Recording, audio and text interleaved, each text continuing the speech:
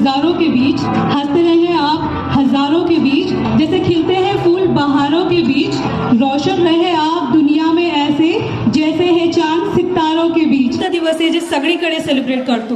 Birthday was a surprise. पेरेंट्सची energy किती आहे, अडल्टची एनर्जी किती आहे ते बघूया. जोरात बोलायचं.